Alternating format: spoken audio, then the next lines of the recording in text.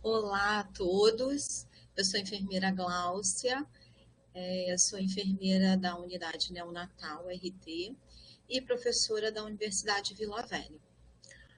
Hoje nós vamos iniciar o nosso tema como manuseio mínimo como estratégia do cuidado do recém-nato prematuro. Então, o nosso tema é de manuseio mínimo como estratégia do cuidado do recém-nato prematuro. O útero, ele é um ambiente muito confortável para que esse feto fique os 9 meses, né? Então, ele é um ambiente confortável, ele produz um sono profundo, ele tem uma temperatura adequada, haja vista que o prematuro, a temperatura intraútero, ela pode ser até 1 grau a mais do que da mãe, né? Ele favorece o seu tônus muscular e também o seu crescimento e desenvolvimento.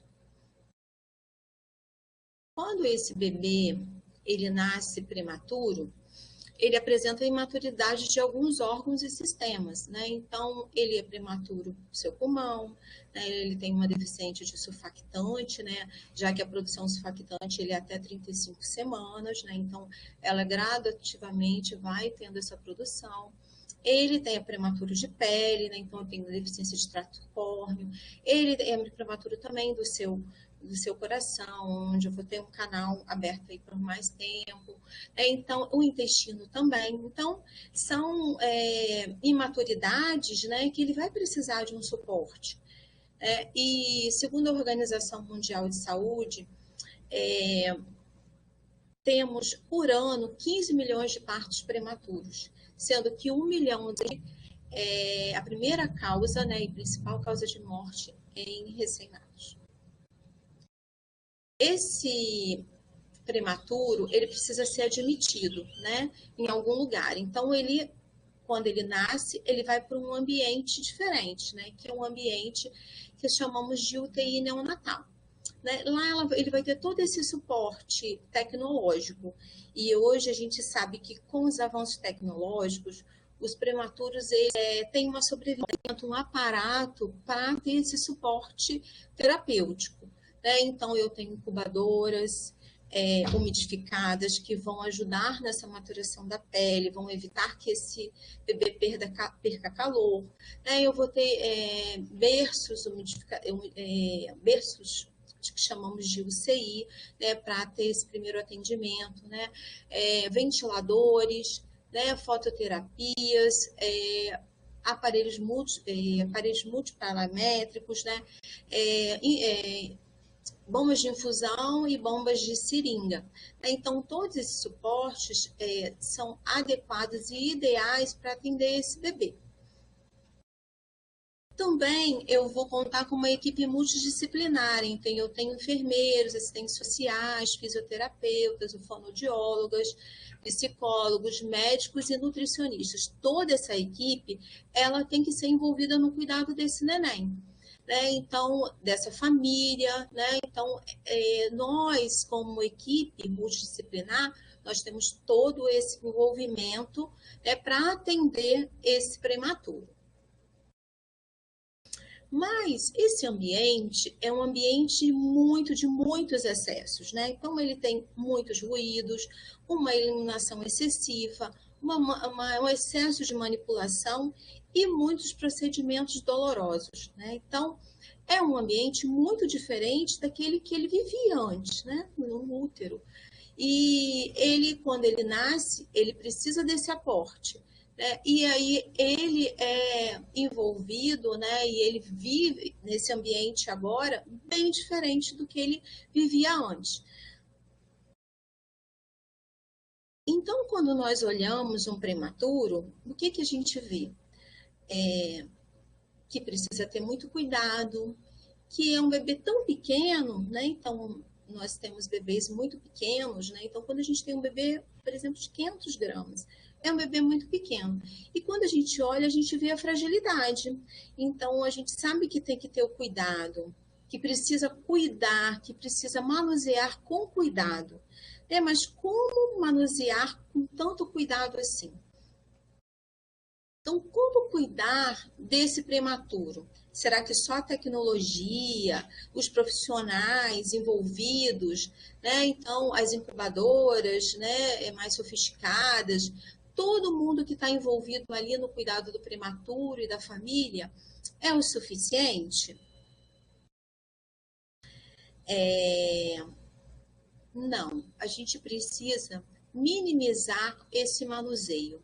Então, o que, que precisa? De condutas que são prioritárias, né? Condutas prioritárias. Então, o que, que é esse manuseio?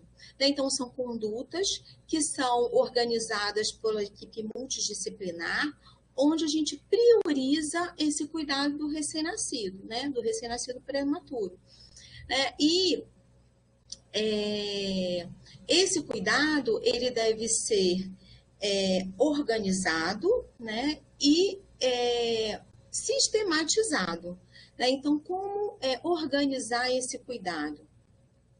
Então, a gente precisa se organizar de um jeito que eu tenho que concentrar os principais procedimentos e que essa criança tenha um repouso desse procedimento, porque todo procedimento, todo manuseio que eu vou fazer num recém-nato prematuro, ele vai se desorganizar, né? Ele vai precisar se restabelecer. Então, por isso que a gente fala de organizar esses principais procedimentos. Então, se tem algum procedimento que eu posso fazer em outro horário, eu vou fazer. Então, quando a gente trabalha com uma equipe multidisciplinar, né, então o ideal é que quando a gente vai manusear esse bebê, a gente entre junto. Então, é um médico e um enfermeiro.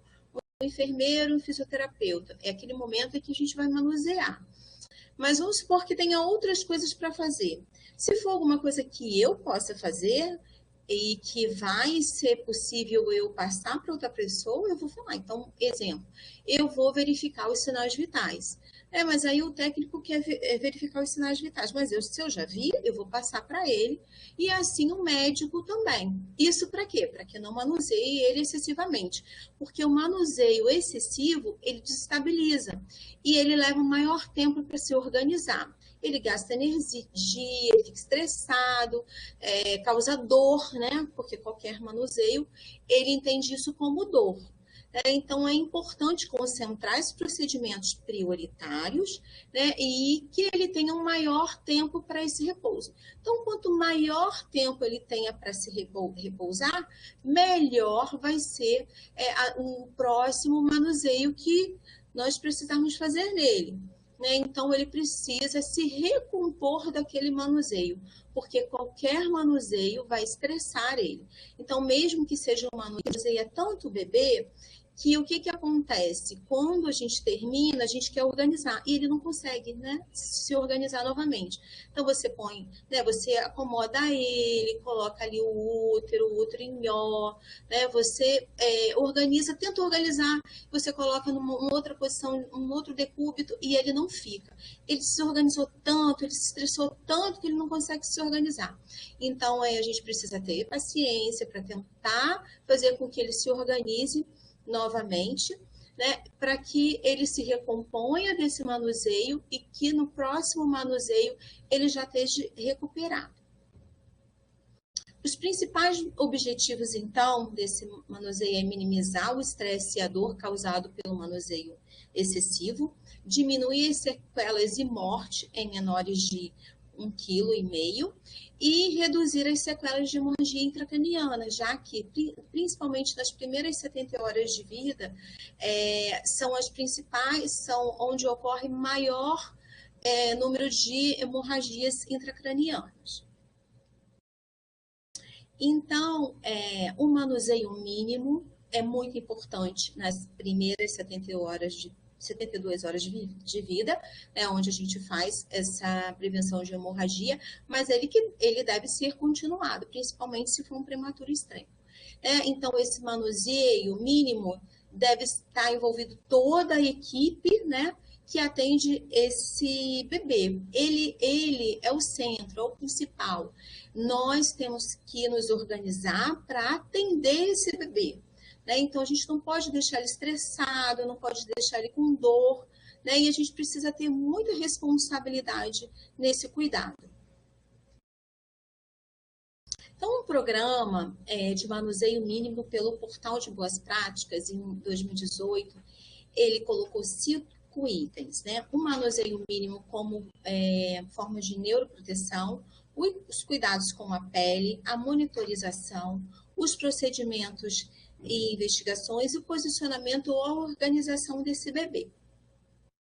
Então, como neuroproteção, eu citei alguns itens, né? Agrupar os cuidados, então, como eu já falei, sobre agrupamento desses cuidados, concentrar os principais procedimentos naquele momento, né? Então, porque muitas vezes fala assim, tem que manusear minimamente, mas aí vamos fazer tudo agora para depois não ficar mexendo nele. Mas a gente não pode esquecer que ele não pode sofrer exaustão, né? Então ele precisa se recuperar. Então, se a gente manusear de forma com responsabilidade, né, e que ele não chegue à exaustão, ele se recupera desse manuseio.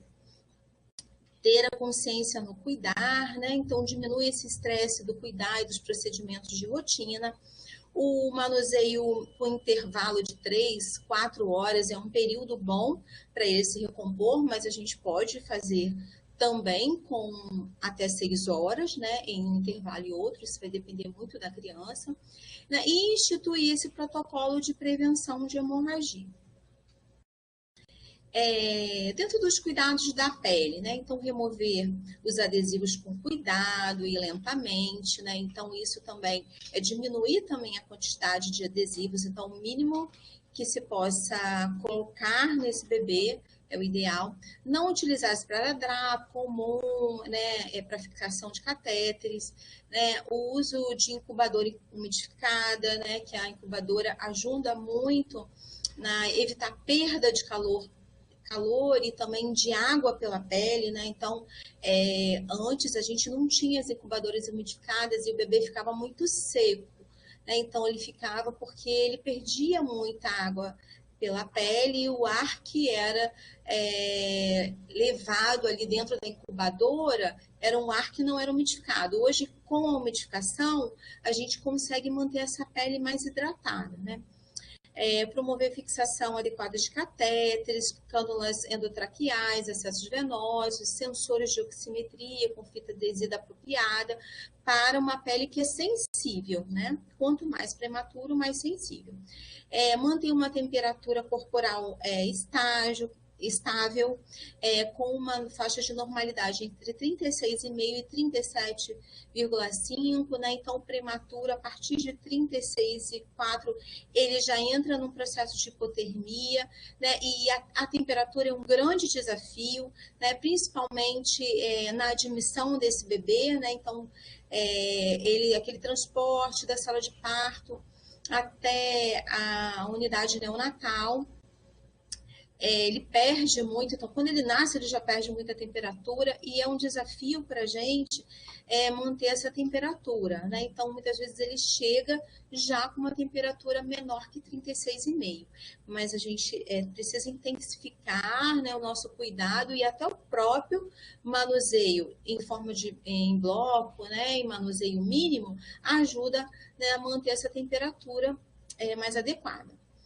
Então, de preferência, usar um certo controle, né? Verificar a temperatura corporal através de sensores cutâneos também, porque você programa, né, a incubadora e ela te dá ali a temperatura da pele daquele bebê e você consegue controlar. E ela, como um certo controle, ela, no momento que chega a temperatura adequada, ela desliga automaticamente e quando precisa de ter uma temperatura melhor, né, o que a gente programou, ela eleva-se automaticamente. O peso, né, na admissão e só depois de 72 horas.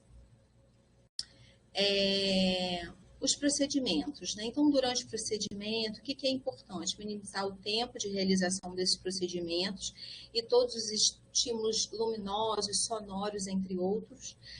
Monitorar a temperatura durante todo o procedimento. É importante, antes da gente iniciar um manuseio, verificar a temperatura e depois, quando acaba o manuseio, verificar, para a gente ver se esse bebê perdeu tanto calor, né? Usar estratégias para o manuseio de estresse, dor, então uma escala de dor, né? O próprio manuseio em bloco, evitando que esse bebê se estresse tanto. Executar procedimentos de etapas, né? Então permitindo a recuperação fisiológica, então é aquilo que eu falei, ele precisa se recuperar, então se ele caiu um pouquinho a saturação, ele vai se recuperar, se ele fez uma bradicardia, né? Se ele caiu a frequência respiratória ou aumentou, né, a frequência respiratória, né? Então ele precisa se recompor, né? E a parte comportamental, como eu havia falado. Dar um suporte necessário, como oxigênio, contenção, enrolamento, sucção não nutritiva, né? Então, em alguns procedimentos, a gente lança a mão, né, desse enrolamento, dessa contenção, né, que ele fique mais aconchegado possível, né, para que ele não gaste muito oxigênio, ele não perca muito energia, né? Então, agrupar esses procedimentos ou executados de forma contínua, lenta, ágil, porém efetiva. Após o procedimento, então, continuar com o posicionamento, dando contenção ainda por alguns minutos, né? Em torno de 10 minutos, até que ele fique mais estável, com uma recuperação da frequência cardíaca, da frequência respiratória, da saturação e também do tônus muscular. Então, assim, o prematuro, ele ainda não tem o seu tônus muscular totalmente formado, porque ele nasceu, né, ali no início do terceiro trimestre, né, e é onde a formação desse tônus é maior no terceiro trimestre, é onde esse útero vai ficando melhor e aí ele vai tendo esse padrão flexor. Evitar o uso de outros estímulos desnecessários, aguardar a obtenção do estado de sono e garantir aí um período de sono e repouso. Dentro do posicionamento, né, a gente fala muito do toque, né, e esse toque não necessariamente é da equipe, mas também a gente pode orientar, né, e pode, deve, né, isso faz parte do método Canguru, tocar ele um toque firme, né? Então esse bebê ele precisa ser tocado com um toque firme, né? Então ele precisa estar contido. Então a gente orienta também os pais de como tocar esse bebê. Então aquele toque muito delicado, né? Ele tem uma sensação de dor e estresse também. Utilizar linhos, rolinhos, coxins para o melhor posicionamento desse bebê, né? Ao realizar esses procedimentos dolorosos e estressantes, deve estar sempre em dupla, né? Manter esse bebê mais confortável possível, aninhado, né? Com leito assim, aninhado no leito durante todo esse procedimento. Então, sempre é importante a gente trabalhar em dupla no momento do manuseio desse bebê. No portal de boas práticas fala, eu achei interessante, de organização desse bebê, desse recém-nascido, e os sinais de retração, né? Então, quando ele está organizado, ele tem uma respiração mais regular. Quando ele está desorganizado, ele tem uma respiração irregular, lenta ou rápida, e até com algumas pausas, né? Então, quando ele está organizado, ele tem uma coloração mais rosada, e quando ele está retraído, são alterações de coloração. Então, pode ficar pálido, motleado, pletórico, né? Quando ele está organizado, semiflexão de membros, pernas e tronco. Quando ele está retraído, tem mais tremores, né? Quando ele está organizado, esforço e sucesso em encaixar o tronco, flexão e segurar as pernas. Então, quando ele se organiza, até quando o fisioterapeuta, né, vai fazer esse posicionamento, né, nesse bebê, quando ele já está no padrão já mais organizado e não está estressado, ele consegue organizar ele melhor, né? E quando ele está retraído, estressado, com muita dor, ele leva alguns sustos, né? Mãos na face e movimento bucais, né, quando estão organizados. E quando ele está retraído, ocorre muitos movimentos bruscos, né? Às vezes ele está tão cansado que ele começa a bocejar, de tão exaustivo que ele está. Busca de sucção e obtenção da sucção quando ele está organizado, e quando ele está retraído, sinais viscerais, né? Então ele vai suspirar, engasgar, vai fazer soluços, né? Quando está organizado, o contato das mãos e pés com superfícies, e quando ele está retraído, né? Flacidez nos braços, nas pernas e no tronco. A mão, quando ele está organizado, então mãos na boca, quando ele está retraído, uma frequência de extensão dessa língua, um afastamento dos dedos ou os punhos, as mãos bem cerradas, né? Quando ele está organizado, agarrar e segurar, e quando desorganizado, né, ele vai estar um comportamento de extensão do corpo todo e um arqueamento. Quando está organizado, vai estar com uma face mais relaxada, né? E quando ele está retraído, então, bocejos, espirros frequentes. Organizado tem uma frequência entre 120 e 160, que é a frequência normal, né? E uma frequência respiratória de 40 e 60, que também é normal para esse bebê. Quando ele está retraído, ele vai ter uma frequência aí maior ou menor. E cardíaca, que 120, ou ali maior que 160, ou uma frequência respiratória ali menor que 40 ou maior que 60. E também a saturação, né? Então, a saturação de oxigênio no bebê organizado, ele vai ter uma saturação aí maior que 85, contra aquele que está retraído, com uma queda de saturação aí, uma saturação menor que 88. Nesse ambiente neonatal, né? Então, esse ambiente é um ambiente, então, que a gente falou que é de excessos, né? Muito ruído, muito barulho, mas que a gente precisa mudar ele, né? Porque fazer com que ele tenha ali um mínimo ali de cuidado e um mínimo de organização que ele tinha lá no ambiente intrauterino. Né? Então, a gente deve fornecer assim essa penumbra, essa diminuição desse barulho, né? Usar vendas nos olhos, né? O ideal é que tenha luz individual em cada leito, né? Utilizar esses ciclos de dia e noite para melhorar a sincronização do ritmo biológico, colocar mantas espessas ali sobre a incubadora, né? Então, cobrir essa incubadora para ficar um ambiente mais aconchegante e com menos luz. Né, falar com uma voz mais baixa, usar protetores no ouvido, né, principalmente naquelas crianças que têm um quadro de hipertensão ou nos prematuros menores nas primeiras semanas. Promover essa redução do ruído causado pelos equipamentos, o seu manuseio, tais como incubadoras e respiradores. Né? Esses equipamentos, eles possuem alarmes, né? Então, não podemos tirar os alarmes, mas podemos atender eles prontamente os alarmes, né?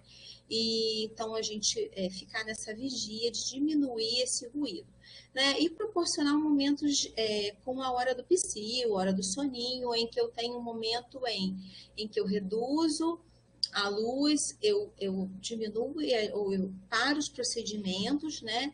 E também esse momento é um momento também para a equipe. Então, nesse momento que eu reduzo a luz, diminuo os procedimentos, também a gente deve ficar no momento em que relaxante também, né? Então, assim, não ficar conversando com o outro, né? Ficar no momento mais também relaxante o profissional de saúde.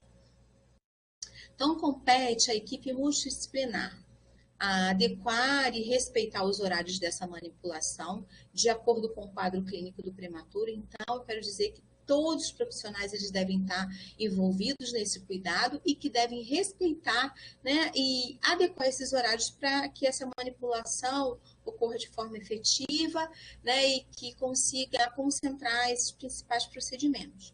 Então, durante a manutenção a manipulação do prematuro. Ficar atento aos sinais de estresse e interrompendo o procedimento se necessário. Então, se for um procedimento, né, em que, por exemplo, uma punção, em que não está conseguindo naquele momento e que pode aguardar um pouco, né, então interrompe e no próximo horário retorna para fazer esse procedimento.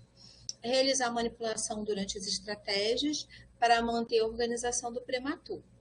E verificar esses horários de manipulação estabelecidos pela equipe.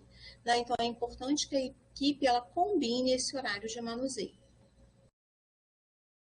Então, como principal e importante vantagem desse manuseio mínimo, como estratégia desse cuidado, é evitar as complicações, né? E principalmente diminuir o estresse e dor, né? Então, para que esse cérebro desenvolva melhor, né? Esse pulmão desenvolva melhor, né? Então, é importante que todos nós estejamos envolvidos nesse processo. Eu achei muito legal essa frase onde fala quando o mínimo é, na verdade, o máximo que se pode oferecer. Né? Então, que nós possamos sempre fazer o mínimo e sabendo que estamos fazendo o máximo que se pode oferecer. Hoje, então, se comemora o Dia Mundial, né, da Prematuridade, né, e eu deixo aqui para a gente refletir, né, sobre a qualidade e a humanização que a gente tem dado ao atendimento a essas crianças prematuras. Obrigada. Agora, como segmento, vamos ouvir a enfermeira Marcela, que vai palestrar sobre o acolhimento.